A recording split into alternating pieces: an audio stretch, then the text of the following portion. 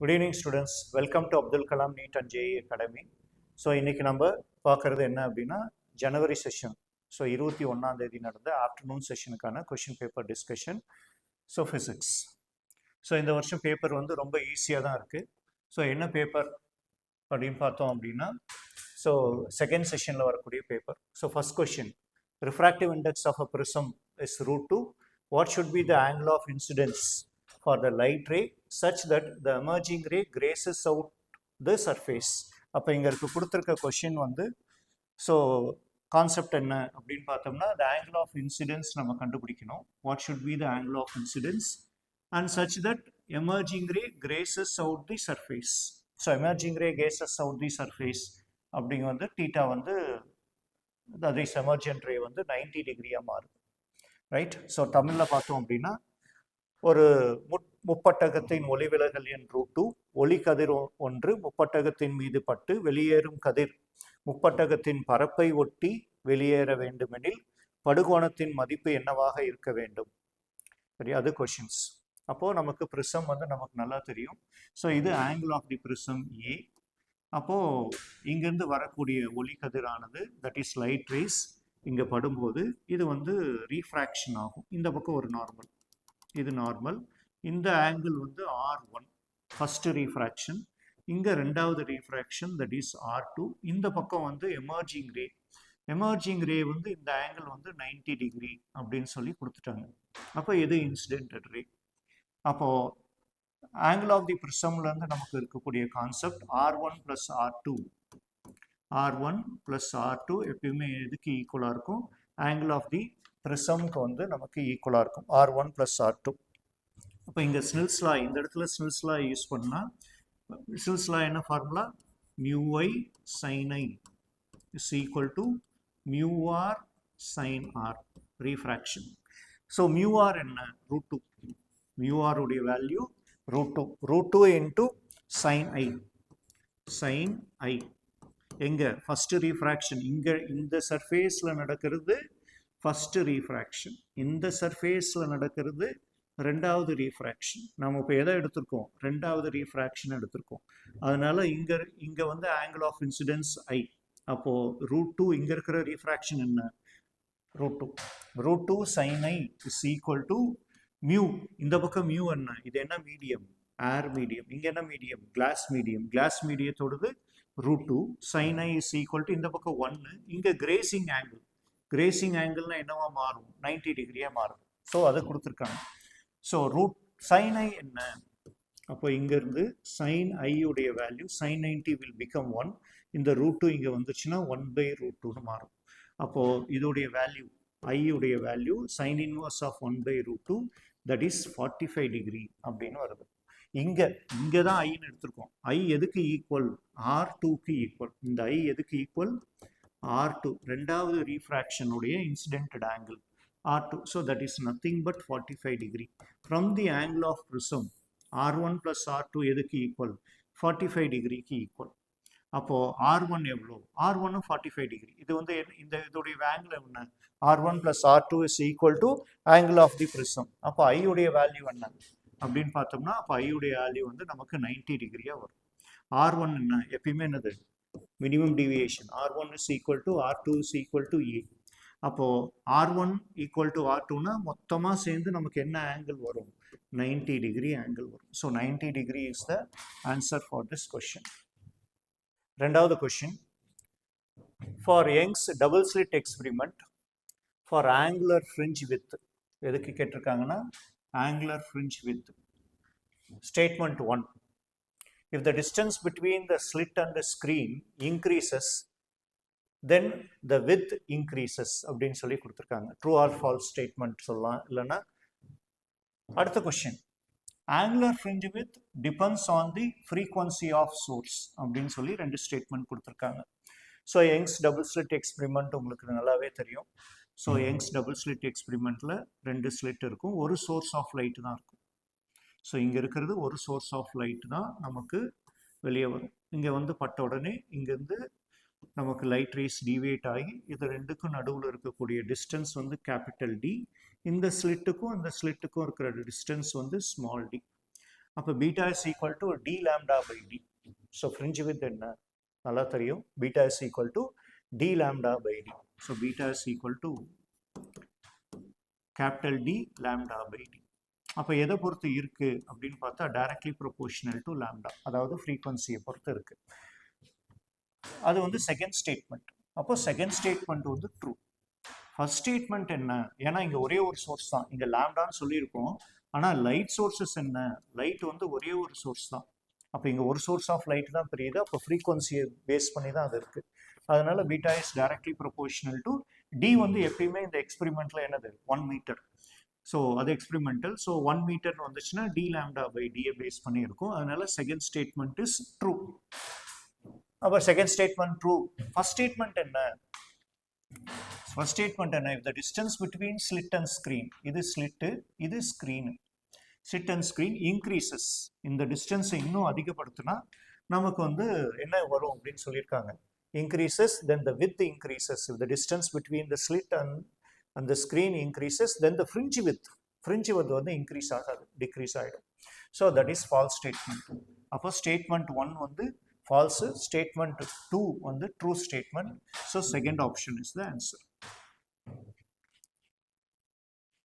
Third question, two capillaries are dipped in two different liquids having Menikus radius R1 and R2. R1 is greater than R2 and the surface tension in the first liquid is T1 and the second liquid is T2. If the densities of the liquids are same, condition கொடுத்திருக்கான், density of the liquid வந்து ரெண்டுலையுமே same, அப்போ surface tension என்ன அப்படின்னு சொல்லி கேட்டிருக்காங்க. Menikus R1 and R2, the surface tension is T1 and T2. So two are dipped in the liquid having Menikus and surface tension என்ன. Question அங்கே இல்லை, question எங்கே இருக்குது, ஆப்ஷனில் தான் இருக்குது. H1 is equal to H2, T1 equal to T2, அதாவது surface tension ரெண்டுலையுமே ஈக்குவலாக இருக்குமா. அடுத்து H1 greater than H2 and T1 is equal to T2. Third option, H1 greater than H2 and T2 is greater than T1. H2 is greater than H1 and T1 is equal to T2. So தமிழில் பார்த்தீங்கன்னா இரண்டு நுண் குழாய்களில் இரண்டு வெவ்வேறு திரவகங்களில் அமிழ்த்தப்படுகின்றன. அவற்றின் வளைவு ஆரங்கள் முறையே R1 மற்றும் R2 என்று மற்றும் பரப்பு இழுவிசையில் T1 மற்றும் T2 ஆகும். இரண்டு திரவங்களின் அடர்த்தியும் சமம் எனில், அப்போ ரெண்டு திரவத்தினுடைய அடர்த்தியும் சமம் அப்படின்னு சொல்லிட்டாங்க. அப்போ உயரம், நமக்கு கேள்வி என்ன, கேள்வி இதில் இல்லை, கேள்வி இதுக்குள்ளே இருக்குது. அப்போ நம்ம எதை கண்டுபிடிக்கணும்னா ஹெச் உயரம் எவ்வளோ, இது எவ்வளோ தூரம் உயர்ந்திருக்கு, இதில் எவ்வளோ தூரம் ரைஸ் ஆகிருக்கு அப்படிங்கிறத நம்ம ஈக்குவேட் பண்ணணும். அப்போ ஹெச்சும் சர்ஃபேஸ் டென்ஷனும். ஸோ நார்மலாக ஹைட் ஆஃப் த லிக்விடும், ஹைட் ஆஃப் த லிக்விட் என்ன 2 sigma cos theta by rho rg. So அதோட ஃபார்முலா வந்து 2 sigma cos theta by rho rg, அல்லது சம்டைம்ஸ் நம்ம 2Tன்னு யூஸ் பண்ணுவோம். சிக்மாவும் சர்ஃபேஸ் டென்ஷனுக்கு யூஸ் பண்ணலாம். T இங்கே T கொடுத்தனால அதுக்கு பதிலாக 2 sigma by rho rg is the formula for finding out the height of the liquid column raised. So உயரும் போது H is equal to 2T by rho rgக்கு ஈக்குவல். அப்போ H எதை பொறுத்து இருக்கு அப்படின்னு பார்த்தோம்னா H is inversely proportional to அடர்த்திக்கு இன்வெர்ஸ்லி ப்ரொபோர்ஷனலாக இருக்கு, அதே மாதிரி ரேடியஸ்க்கும் இன்வெர்ஸ்லி ப்ரொபோர்ஷனலாக இருக்கு. அப்போ அதை நம்ம சப்ஸ்டியூட் பண்ணால் H is inversely proportional to, ஏன்னா டென்சிட்டி என்னன்னு சொல்லிட்டான், டென்சிட்டி ஆஃப் த லிக்விட் அடர்த்தி ரெண்டுக்கும் சமம், திரவங்களின் அடர்த்தி என்னன்னு சொல்லிட்டான், சமம்னு சொல்லிட்டான். அப்போ நம்ம அதை எடுத்துக்கவே முடியாது. அப்போ எதை பொறுத்து இருக்கு, inversely proportional to radius. G வந்து காமன் 9.81, ரெண்டுக்குமே 9.81 தான். அப்போ H is inversely proportional to radius.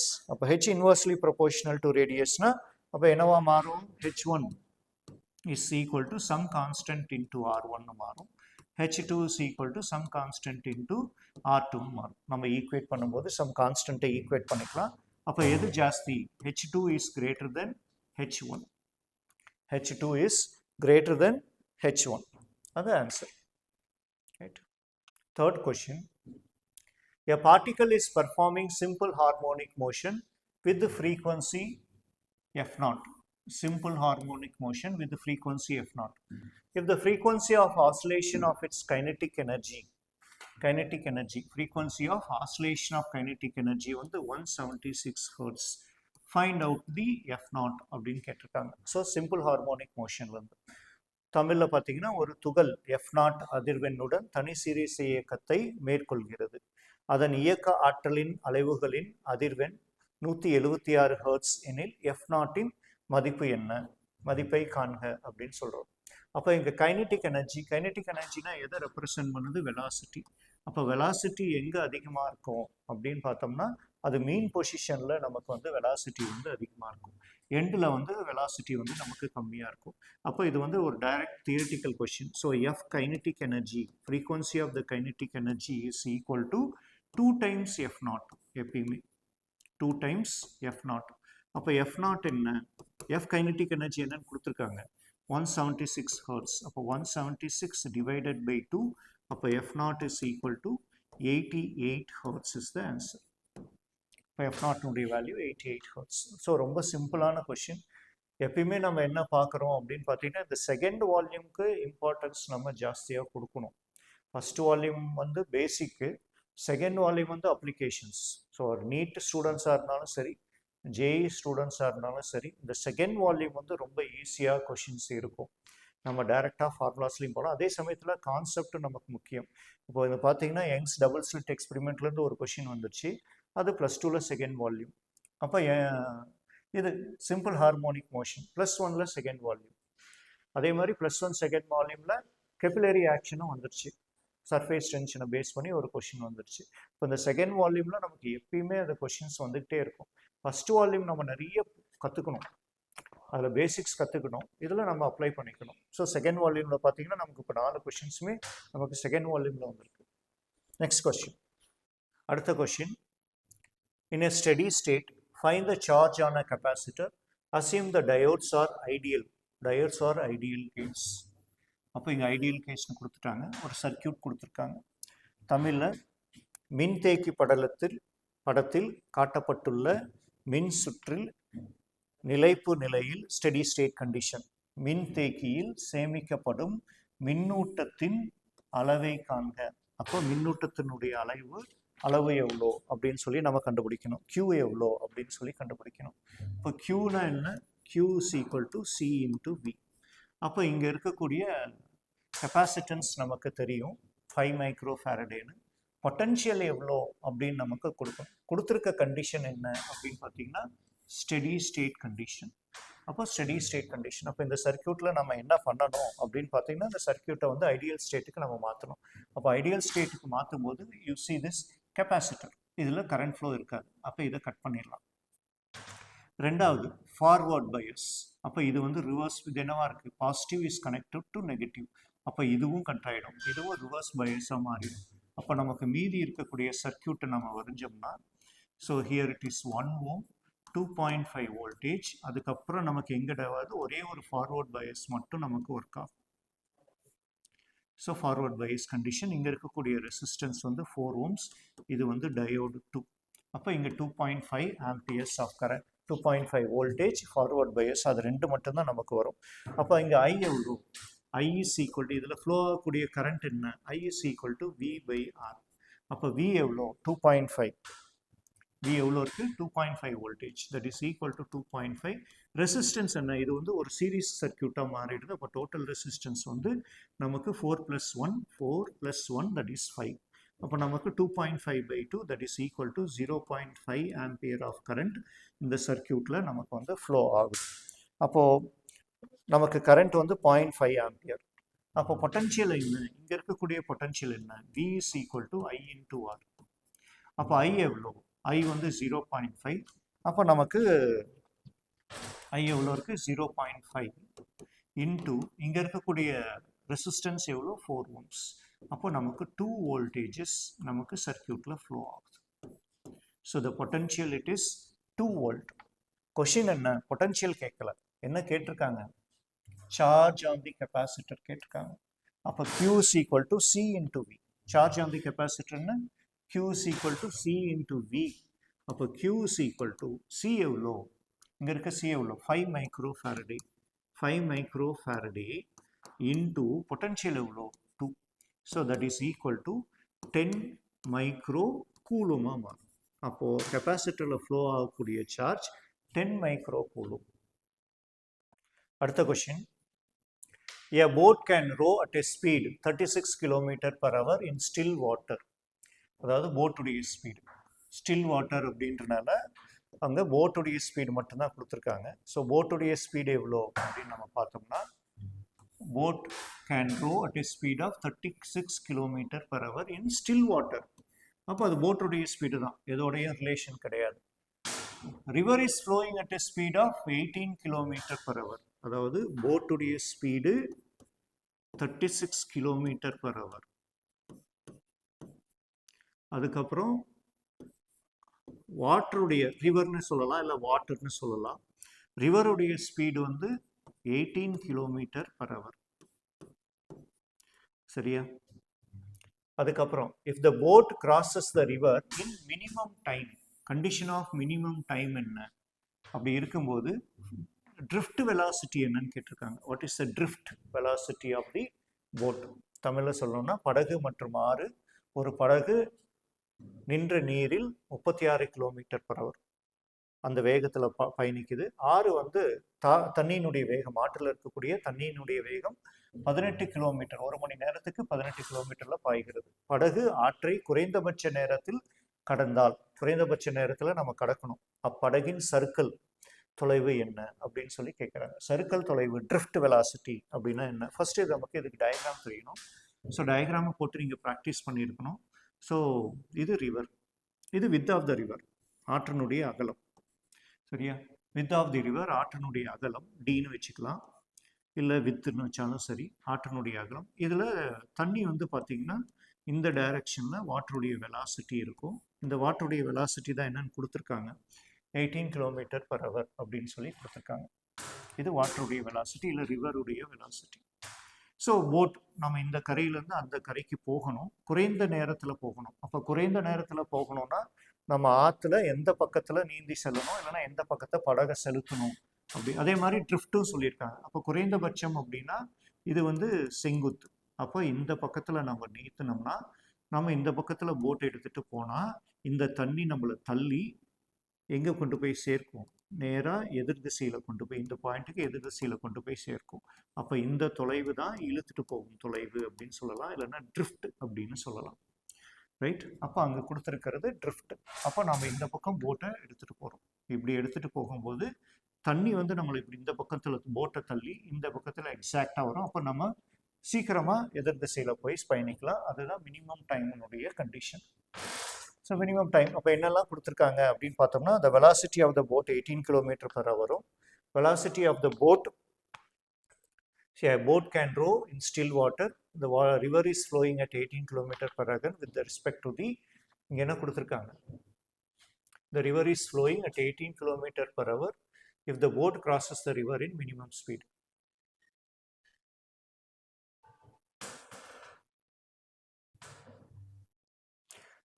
படகு ஆற்றை குறைந்தபட்ச நேரத்தில் கடந்தால் என்ன அப்படின்னு சொல்லி கேட்டிருக்காங்க. அப்போது வெலாசிட்டி ஆஃப் த ரிவர் எவ்வளோ? இங்கே கொடுத்துருக்கிறது km/h, km/h. அது வேணால் மீட்டர்/செகண்டுக்கு மாற்றிக்கலாம், நமக்கு ஆப்ஷனை பொறுத்து. ஸோ நான் ஆப்ஷன் நான் இங்கே போடலை. இது வெலாசிட்டி ஆஃப் த ரிவர் என்ன அப்படின்னு நம்ம பார்த்தோம்னா, அப்போ 18 இன்ட்டு நமக்கு என்னவா மாறும், கிலோமீட்டர்னால் நமக்கு 1000 மீட்டர் டிவைடட் பை 3600 மீட்டர்/செகண்டுக்கு நம்ம மாற்றிக்கலாம். அப்போது இது 18, இதை நம்ம கேன்சல் பண்ணோன்னா 5/18 மாறும். So 5/18, 18 18 will get cancelled. So the velocity of the river என்னவா மாறும், 5 meters/second மாறிடும். அதே மாதிரி velocity of the boat in still water தான். velocity of the boat in still water, அதாவது போட்டு வந்து நிலையாக இருக்கும்போது, வாட்டர் தண்ணி வந்து மூவ் ஆகலை அப்படின்னா அப்போ அதுக்குடைய வேகம் தான் 36 km/h. ஆனால் இங்கே வாட்டர் இந்த பக்கம் மூவ் ஆகுது, தண்ணி இந்த பக்கம் மூவ் ஆகுது, ரிவர் இந்த பக்கம் இருக்குது. அப்போ இங்கே இருக்கக்கூடியது ரிலேட்டிவ் வெலாசிட்டி. இங்கே கொடுத்துருக்கிறது விபி கிடையாது, இங்கே கொடுத்துருக்கிறது என்ன, velocity of the boat with respect to the river is equal to 36 km/h. இதையும் நம்ம மீட்டர்/செகண்டுக்கு மாற்றினா அப்போ 36 இன்ட்டு இங்கே என்னவா மாறுது, 5/18 மாறுது. அப்போ 5/18 நம்ம போட்டோம்னா இது 2. அப்போது இங்கே இருக்கிறது ரிலேட்டிவ் வெலாசிட்டி, சார்பு திசை வேகம். தமிழில் சொல்லணும்னா சார்பு திசை வேகம். எது எதுக்கும், போட்டுக்கும் தண்ணிக்கும் இருக்கக்கூடிய சார்பு திசை வேகம் என்னவா மாறுது, 10 மீட்டர்/செகண்டுக்கு மாறும். அப்போது ரிவர் ஆற்று தண்ணியினுடைய வேகம் 5 மீட்டர் பை செகண்டும் போட் ரிவர்னுடைய வேகம் ரெண்டுக்கும் பார்த்தீங்கன்னா 10 மீட்டர் பை செகண்டும் நமக்கு வருது. அப்போது டிஸ்டன்ஸ் என்ன இங்கே கொடுத்துருக்கிறது என்ன அப்படின்னா டிஸ்டன்ஸ். அப்போது டிஸ்டன்ஸ் என்னவா வருது? வெலாசிட்டி இஸ் ஈக்குவல் டு குறைந்தபட்ச டைம் அப்படின்னு சொல்லி கொடுத்துருக்காங்க. இங்கே கொடுத்துருக்கிற distance velocity is equal to distance by time taken. அப்போ டிஸ்டன்ஸ் எவ்வளோ? Width of the river. So width of the river is 200 metre. அப்போ டைம் எவ்வளோ? Time is equal to 200 divided by velocity. Velocity நமக்கு என்னவா இருக்குது? 200 டிவைடட் பை 10 divided by 10. அப்போ t is equal to cancel ஆகிடும்.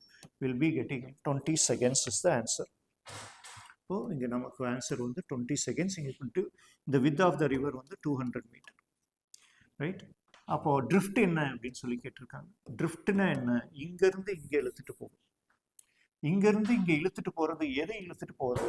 Boat இழுத்துட்டு போகுதா, தண்ணி இழுத்துட்டு போகுதானா? தண்ணி தான் இழுத்துட்டு போகுது. அப்போ தண்ணியினுடைய வேகம் என்ன? ரிவர்னுடைய வேகம் என்ன? ரிவருடைய வேகம் எவ்வளோ? we have 5 metre per second.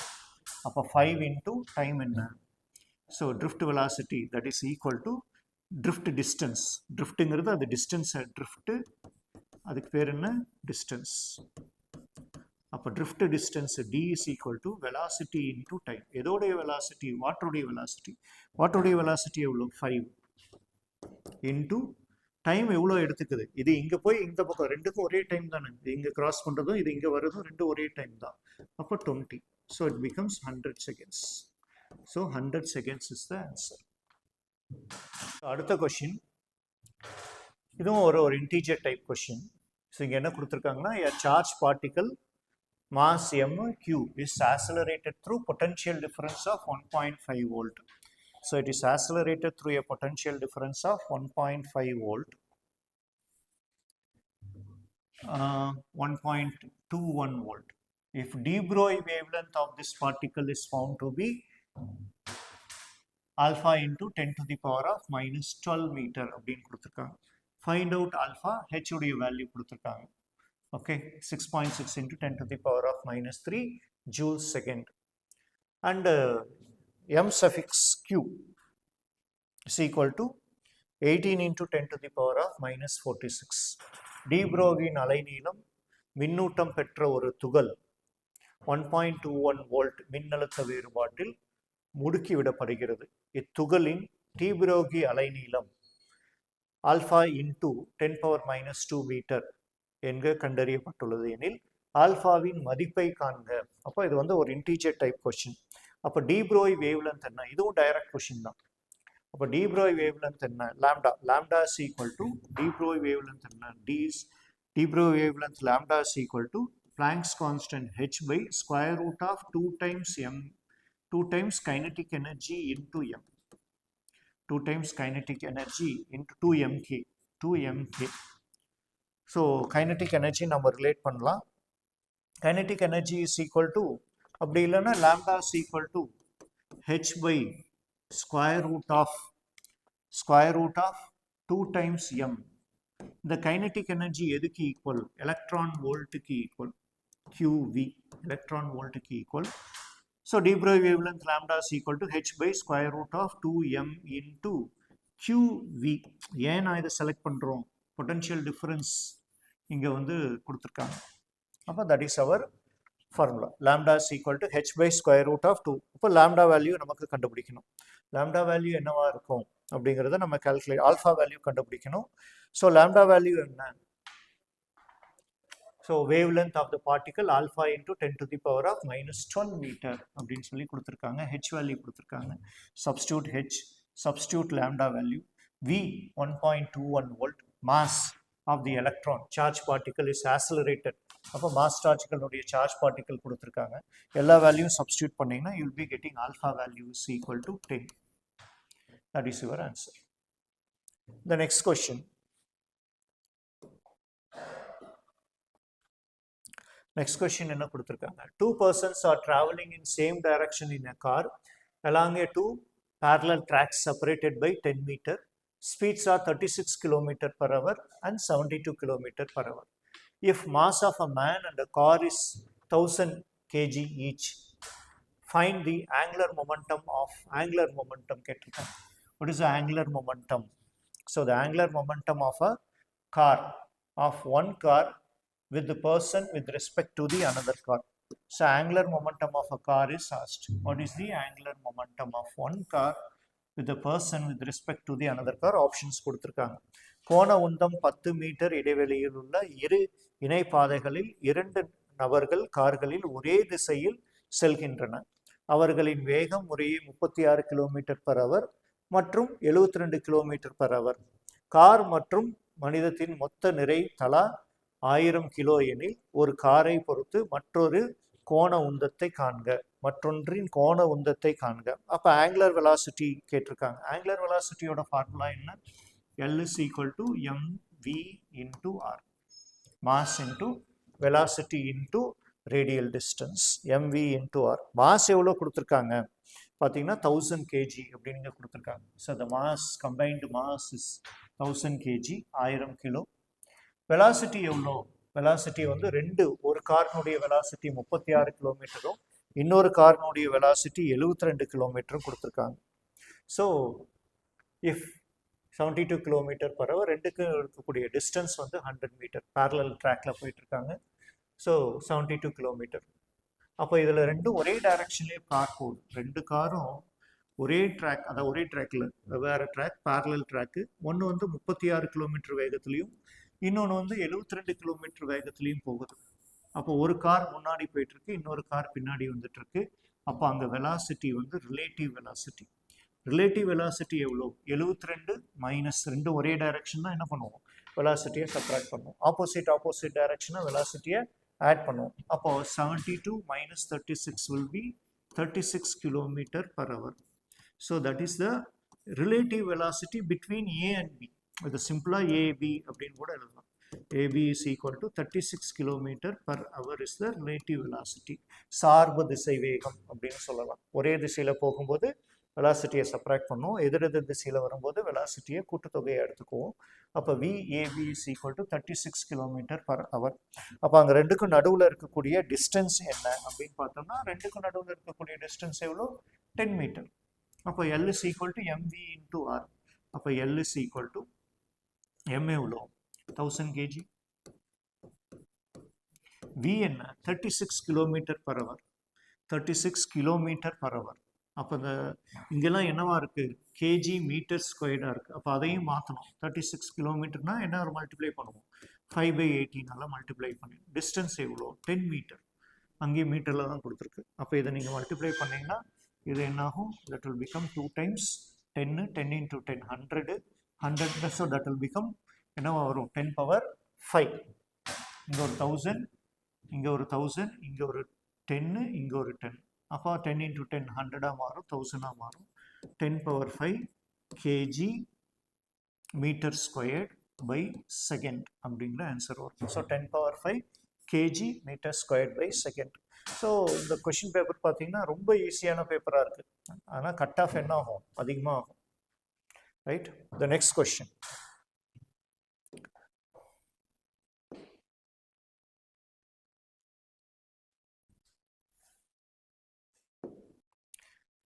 அடுத்த கேள்வி பார்த்தீங்கன்னா, keeping the significant figures in the view, the sum of 5.01, 153.2 metre, 0.123 metre is. So இந்த கொஷினை எதிர்பார்க்கவே இல்லை. இது வந்து சிக்னிஃபிகண்ட் ஃபிகருடைய சிக்னிஃபிகண்ட் ஃபிகர்ஸ் யூஸ்வலாகவே கேட்கவே மாட்டாங்க. ஸோ இந்த வருஷம் அந்த கேள்வி வந்திருக்கு, அதுவும் ஜேஇல. முக்கிய எண்ணூறுகளை கருத்தில் கொண்டு 5.01 மீட்டர், 153.2 மீட்டர் மற்றும் 0.123 மீட்டர் ஆகியவற்றின் கூட்டுத்தொகையை காண்க. இது எல்லாத்தையும் ஆட் பண்ணணும். ஸோ எல் மொத்தமாகத்தையும் நம்ம சம் ஆஃப் அப்படின்னு சொல்லி கொடுத்துட்டனால மொத்தத்தையும் நம்ம கூட்டுத்தொகையை எடுக்கணும். அப்போ கூட்டுத்தொகை மொத்த நீளம் இவ்வளோ. இப்போ மொத்த நீளம் அப்படின்னு நம்ம பார்த்தோம்னா எல் இஸ் ஈக்குவல் டு எல்லாத்தையும் ஆட் பண்ணுங்க. 5.01 plus 153.2 meter, 153.2 meter plus 0.123 meter. So இது எல்லாத்தையும் ஆட் பண்ணிங்கன்னா உங்களுக்கு என்ன ஆன்சர் வரும்னு பார்த்தீங்கன்னா எல்லாத்தையும் ஆட் பண்ணுங்க. ஸோ 153 158 அப்போ 158 எல்லாமே 158ல தான் இருக்குது. ஸோ ரவுண்ட் ஆஃப் பண்ண முடியாது. 158.233. ஸோ 158.33 அப்படின்னு வருது, right? So 158.33 keeping the significant figures in the view. அப்போ இங்கே கொடுத்துருக்கிறதுல நம்ம எது லீஸ்ட் அப்படின்னு நம்ம பார்த்தோம்னா ஒரு டெசிமல் பிளேஸ். அப்போ ஒரு டெசிமல் பிளேஸ்க்கு தான் நம்ம ஆன்சர் சொல்லணும். இதில் லீஸ்ட் என்ன அப்படின்னு பார்த்தோம்னா மேக்ஸிமம் இங்கே ஒரு டெசிமல் பிளேஸ், இங்கே 2 டெசிமல் பிளேஸ், இங்கே 3 டெசிமல் பிளேஸ். அப்போ ஒரு டெசிமல் பிளேஸ்க்கு தான் நம்ம ஆன்சர் சொல்லணும். அப்போ 153.333ன்னு இருக்குது, அது கிடையாது. அப்போ தட் இஸ் ஈக்குவல் டு 158.3 மட்டும்தான் answer. That is your answer. 158.3 the least.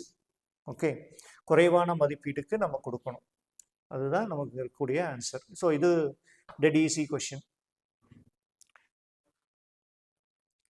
So அடுத்தது, figure shows a ball falling in a viscous medium with the coefficient of viscosity eta. If error in the measurement of the radius is delta r, then and that is measurement of terminal velocity, that is the measurement of terminal velocity அப்படின்னு சொல்லி கொடுத்துருக்காங்க. Terminal velocity is delta v. Density கொடுத்துருக்காங்க, density of the ball and the liquid is exactly known. Then the fractional error in the measurement of viscosity. Question என்ன கேட்டிருக்காங்க? What is the fractional error in the measurement of viscosity? Viscosity na eta is the viscosity. Eta is the viscosity. Eta is equal to C sigma by r squared g அப்படின்னு நமக்கு formula வரும். So பாகியல் எண் eta கொண்ட ஊடகத்தில் ஒரு பந்து விழுகிறது. ஆரம் அளவிடுதலில் ஏற்படும் பிழை டெல்டா ஆர் மற்றும் முற்று திசைவேகம் டெர்மினல் வெலாசிட்டி அளவிடுதலில் ஏற்படும் பிழை டெல்டா வி என்க. பந்து மற்றும் திரவத்தின் அடர்த்தி துல்லியமாக தெரிந்தால் பாகியல் எண் ஈட்டா எண் அளவீட்டில் ஏற்படும் பின்ன பிழையை காண்க அப்படின்னு சொல்லி கேட்குறாங்க. ஸோ இங்கே இருக்கிறது ஃப்ராக்ஷனல் எரர் ஆஃப் விஸ்காசிட்டி.